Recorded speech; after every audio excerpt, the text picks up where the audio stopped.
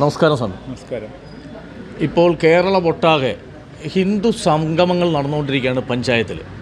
അപ്പോൾ ഇന്ന് ഇവിടെ കൊല്ലം ജില്ലയിലെ തൃക്കോൽവട്ടം ഗ്രാമപഞ്ചായത്തിൽ നടക്കുന്ന ഹിന്ദു ഏകതാ സംഗമത്തിൻ്റെ ഉദ്ഘാടകനായിട്ടാണ് അങ്ങ് എത്തിയിരിക്കുന്നത്. അപ്പോൾ ഈ മുൻകാലങ്ങളിൽ ശ്രീ ബ്രഹ്മാചാര്യ സൂക്ഷ്മാമൃത ചൈതന്യ സ്വാമിയാണ് ഇന്ന് ഈ ഹിന്ദു ഏകതാ സമ്മേളനം ഉദ്ഘാടനം ചെയ്യുന്നത്. എന്താണ് ഇതുകൊണ്ട് ഉദ്ദേശിക്കുന്നത്? നമ്മുടെ ഭാരതത്തിൻ്റെ സംസ്കാരം എന്ന് പറയുന്നത് അത് സനാതനധർമ്മത്തിൻ്റെ അടിസ്ഥാനത്തിലാണ് പോകുന്നത്. അപ്പോൾ എന്നീ സനാതനധർമ്മം നമ്മളിൽ നിന്ന് വിട്ടുപോകുന്നുവോ അന്ന് ഭാരതമില്ല എന്ന് പറയും. കാരണം ലോകത്തിലെ എല്ലാ രാജ്യങ്ങൾക്കും എപ്പോഴും ആധ്യാത്മികത പറഞ്ഞു കൊടുത്തിരുന്നത് ഭാരതമായിരുന്നു. ഭാരതത്തിലെ ഋഷീശ്വരന്മാർ, മഹാത്മാക്കൾ, ഇവരെല്ലാവരും തന്നെ ഭാരതത്തിൻ്റെ ഈ സനാതനധർമ്മത്തെ ഉയർത്തിപ്പിടിച്ചു കൊണ്ടാണ് ജീവിച്ചതും ജീവിച്ച് കാണിച്ചു കൊടുത്ത് മറ്റുള്ളവർക്ക് പറഞ്ഞു കൊടുത്തത്. അപ്പോൾ ഇന്ന് നമുക്ക് ഈ സമൂഹത്തിൽ പലതരത്തിലുള്ള ഇതിൽ നിന്ന് അകന്നു പോകുന്നതായിട്ട് തോന്നാം. പക്ഷെ ഒരിക്കലും അങ്ങനെ 100% സനാതനധർമ്മം ഭാരതത്തിൽ നിന്ന് അകന്നു പോകില്ല. സൂര്യനും ചന്ദ്രനും ഉള്ളിടത്തോളം കാലം ഈ സനാതനധർമ്മം നിലനിൽക്കും. എന്തുകൊണ്ടോ നമ്മുടെ തന്നെ നോക്കിയാൽ ക്ഷേത്രങ്ങളിൽ കാണാം നമുക്ക് ഈ പല രീതിയിലുള്ള ഉത്സവം എന്ന് പറയുമ്പോൾ അത് ജീവിതത്തിൽ എന്നും ഉത്സവമാക്കാനാണ് എൻ്റെ ഗുരുവായ അമ്മ മാതാമൃതാനന്ദമയി ദേവി ഞങ്ങളെ പഠിപ്പിച്ചിരിക്കുന്നത്. ജീവിതം എന്നും ഉത്സവമാണ്. പക്ഷെ അതിന് കൊട്ടും മേളയും കോലാഹലങ്ങളൊക്കെ ഒന്ന് ആശ്രയിച്ചിട്ടല്ല. അത് നാം ആരാണെന്ന് അറിയുമ്പോൾ, നാം നമ്മുടെ മനസ്സിനെ മനസ്സിലാക്കുമ്പോൾ, അല്ലെങ്കിൽ കുറച്ച് ആധ്യാത്മികത മനസ്സിലാക്കുമ്പോൾ ജീവിതം നമുക്ക് എന്നും സന്തോഷിക്കാനുള്ളതാണ്. ഒരു ആധ്യാത്മികതയും പറഞ്ഞിട്ടില്ല പൈസ സമ്പാദിക്കേണ്ടെന്നോ, വീട് വെക്കേണ്ടെന്നോ, ജോലി വേണ്ടെന്നോ, കാറ് വാങ്ങിക്കേണ്ടെന്നോ ഒന്നും പറഞ്ഞിട്ടില്ല. എല്ലാം വേണമെന്നേ പറയുന്നുള്ളൂ. പക്ഷേ ജീവിതത്തിൻ്റെ ലക്ഷ്യം അതാവരുത്, അതുമാത്രമാണ് പറയുന്നുള്ളൂ.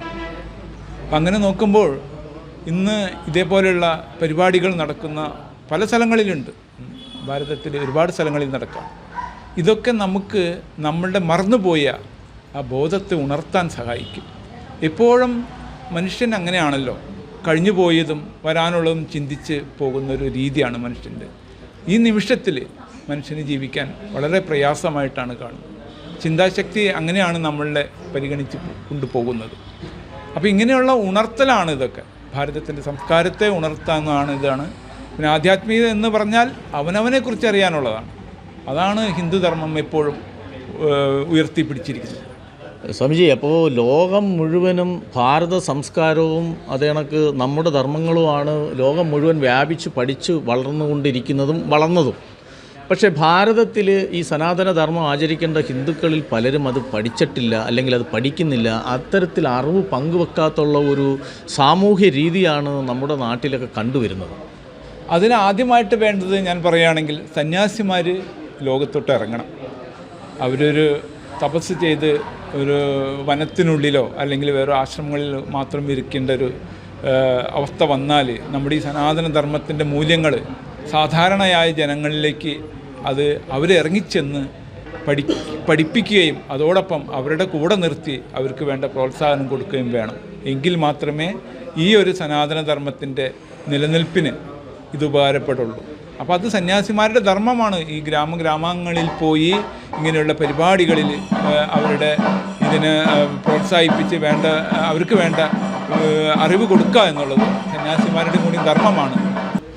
സ്വാമിജി പറഞ്ഞു, പണ്ട് നമുക്കറിയാം ശ്രീനാരായണ ഗുരു, അയ്യങ്കാളി, അതേപോലുള്ള സന്യാസി വര്യന്മാരെ പോലുള്ളവരൊക്കെ സമൂഹത്തിൽ ഇറങ്ങി നടന്ന് ജനങ്ങളടുത്ത് എന്ന് ബോധവാന്മാരാക്കുന്ന ഒരു കാലഘട്ടമായിരുന്നു. ഇന്നിപ്പോൾ സ്വാമിജി പറഞ്ഞ കണക്ക് പലരും ആശ്രമങ്ങളിലും ഇതേ കണക്ക് മഠങ്ങളിലും ഇരുന്നു കൊണ്ട് അവിടെ ചെല്ലുന്നവരടുത്തായിരിക്കും എന്തെങ്കിലും കാര്യങ്ങൾ പറഞ്ഞു കൊടുക്കുന്നത്. ഇപ്പോൾ അമൃതാനന്ദമയി മഠത്തിലെ സ്വാമിജിയാണ്. സ്വാമിജി ഇപ്പോൾ ഇതേ കണക്ക് ഗ്രാമാന്തരങ്ങളിൽ ഇറങ്ങി വന്നു ഈ ജനങ്ങളുടെ അറിവുകൾ കൂടി അറിഞ്ഞ അറിവിൽ നിന്ന് അല്പക്കൂടി അറിവ് പങ്കുവെക്കാൻ വേണ്ടിയാണ് വരുന്നത്. അപ്പോൾ ഇത്തരം കാര്യങ്ങൾ ഇനിയും തുടർന്നും മുന്നോട്ട് പോകും അല്ലേ? അതായത് എൻ്റെ ഗുരുവായ ശ്രീ അമൃതാനന്ദമയി ദേവി ഞങ്ങളെ പഠിപ്പിച്ചിരിക്കുന്നത്, അമ്മ ഏകദേശം 40-45 വർഷത്തോളമായിട്ട് ഈ ലോകരാജ്യങ്ങളിൽ എല്ലാ വർഷവും പോയി ഈ ആധ്യാത്മികത പറഞ്ഞു കൊടുക്കുന്നുണ്ട്. ഞങ്ങളെയും അങ്ങനെ തന്നെയാണ് അമ്മ പഠിപ്പിച്ചിരിക്കുന്നത്. അമ്മ പറയും, ഒരു മനുഷ്യൻ്റെ ഏറ്റവും വലിയ ദുരന്തം എന്ന് പറയുന്നത് അവൻ്റെ മരണമല്ല, അവൻ ജീവിച്ചിരിക്കലെ അവൻ്റെ കഴിവുകളെ യഥാസ്ഥലത്ത് യഥാസമയത്ത് ഉപയോഗിക്കുമ്പോൾ മാത്രമേ അവൻ വിവേകബുദ്ധിയുള്ള മനുഷ്യനാവുന്നുള്ളൂ. അപ്പോൾ അങ്ങനെയുള്ള നമ്മുടെ ഈ ആധ്യാത്മികത അറിവ് അത് ജനങ്ങളിലേക്ക് എത്തണമെങ്കിൽ നമ്മൾ ലോകത്തോട്ട് ഇറങ്ങണം. നമ്മളെന്ന് പറഞ്ഞാൽ ഗുരുക്കന്മാരായാലും അതേപോലെ പോലുള്ള മഹാത്മാക്കളോ ഞങ്ങളെപ്പോലുള്ള സന്യാസികളോ ബ്രഹ്മചാരികളോ ഒക്കെ ലോകത്തോട്ട് ഇറങ്ങുമ്പോൾ മാത്രമേ അത് ജനങ്ങളിലേക്ക് എത്തുള്ളൂ. അപ്പോൾ ഇന്ന് ലോകം ഒരു സൂപ്പർ മാർക്കറ്റ് പോലെയാണെന്ന് എൻ്റെ ഗുരു പറയും. അതായത് എപ്പോഴും ആകർഷണമാണ് എല്ലാ രീതിയിലും, കണ്ണായിക്കോട്ടെ കാതായിക്കോട്ടെ, മനുഷ്യ മനസ്സ് എപ്പോഴും ബഹിർമുഖമായിരിക്കുകയാണ്. അന്തർമുഖമാക്കാൻ ശ്രമിക്കാനോ അതിനുള്ള കാര്യങ്ങൾ പറഞ്ഞു കൊടുക്കാനോ വളരെ കുറവായിട്ടാണ് കാണുന്നത്. അതേപോലെ തന്നെ നമ്മുടെ ഈ ഭാരത സംസ്കാരത്തിലും സനാതന ധർമ്മത്തിൽ ജാതിയോ മതമോ ഒന്നുമില്ല, എല്ലാം ഒന്നാണെന്നുള്ളൊരു സങ്കല്പമാണ്. പക്ഷേ നമ്മുടെ സമൂഹത്തിലും രാജ്യത്തും ഇസ്ലാമിക സമൂഹമുണ്ട്, ക്രിസ്തീയ സമൂഹമുണ്ട്, ഹിന്ദു, അങ്ങനെ ഒരു 3-4 പലതരത്തിലുള്ളതുണ്ട്. പക്ഷേ നമുക്ക് എടുത്തു പറയത്തക്ക ഒരു ക്രിസ്തീയ വിഭാഗത്തിൽ അവർ പോകുന്നത് മോസ്കിൽ, പള്ളികളിൽ ഞായറാഴ്ച അവിടെ ചെന്നിരിക്കും. അവിടെ ചെല്ലാത്ത ദിവസങ്ങളിൽ അവിടുത്തെ ആ പള്ളിയിലെ വികാരിയായിട്ടുള്ളവർ തിരക്കും. ഒരു 10 ദിവസമോ അല്ലെങ്കിൽ 2 പ്രാവശ്യമോ 3 പ്രാവശ്യമോ കണ്ടില്ലെങ്കിൽ ഇന്ന ആൾ എവിടാണ്, എന്താണ് വരാത്തതും തിരക്കും. അതേപോലെ തന്നെയാണ് ഇസ്ലാമിക മതവിശ്വാസികൾ എല്ലാ വെള്ളിയാഴ്ചകൾ തോറും ഈ മസ്ജിദിൽ പോയി നിസ്കരിക്കാനും ഒക്കെ പോകും. അവിടെയും ഒരു അന്വേഷണമുണ്ട്, ഇദ്ദേഹം എന്താണ് ഒരാഴ്ച കഴിഞ്ഞ് വരാഞ്ഞത്, എന്താണ് കാണുന്നത്. ഇത്തരത്തിൽ നമ്മൾ ക്ഷേത്രങ്ങളിൽ പോയാൽ അവിടുത്തെ ഒരു ആചാരം അനുസരിച്ച് നമ്മൾ ഭഗവാനെ കണ്ട് തൊഴുത് നമ്മുടെ മനഃശാന്തിയും സമാധാനവും ഒക്കെ ആ ക്ഷേത്രത്തിൽ നിന്നും കണ്ടെത്തുകയും അവിടുത്തെ പൂജാരിയിൽ നിന്ന് പ്രസാദവും നമ്മുടെ അവിടെ വഴിപാടുകളും കഴിപ്പിച്ച് വരുമ്പോൾ ഒരിക്കലും നമ്മുടെ ഈ പൂജാരി നിങ്ങളെന്താണ് വരാഞ്ഞതെന്നോ എവിടുന്നാണ് വരുന്നതെന്നോ ഒരു അന്വേഷണമോ അങ്ങനെ നടത്താറില്ല.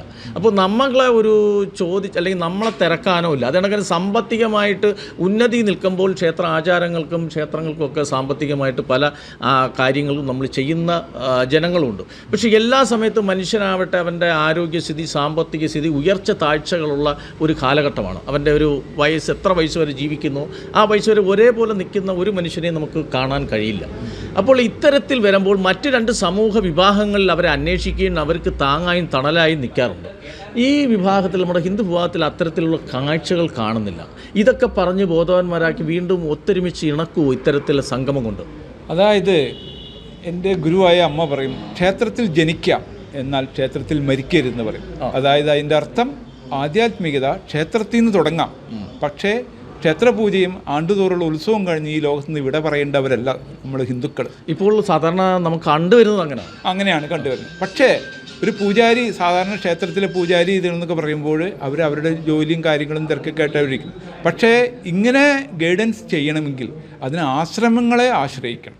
കാരണം ഒരു പൂജാരി എന്ന് പറഞ്ഞാൽ മിക്കവാറും അവിടുത്തെ ശമ്പളവും പറ്റുന്നവരായിരിക്കും, അവർക്ക് ഗൃഹസ്ഥാശ്രമികളായിരിക്കാം, അവർക്ക് കുടുംബവും പ്രാരാബ്ദങ്ങളൊക്കെ ഉണ്ടാവും, അവരതിനു വേണ്ടിയിട്ട് ഒക്കെ ആയിരിക്കും ചെയ്യുന്നത്. പക്ഷെ നിസ്വാർത്ഥമായിട്ട് സേവനം എന്ന് പറയുന്നത് അത് സന്യാസി സമൂഹത്തിലേക്ക് വരണം.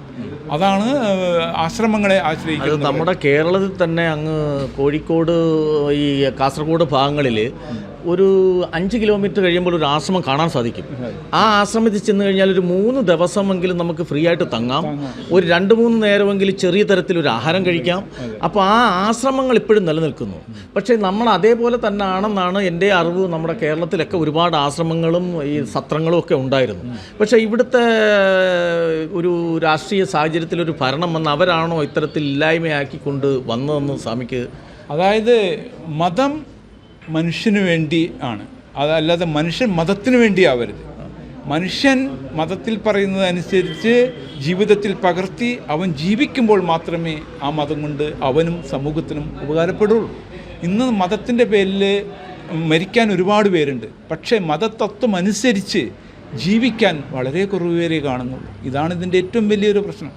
എല്ലാ മതങ്ങളും സ്നേഹത്തെക്കുറിച്ചാണ് പറയുന്നത്, അത് അടിസ്ഥാനപരമായിട്ട് എല്ലാ മതങ്ങളും സ്നേഹത്തെക്കുറിച്ചാണ് പറയുന്നത്.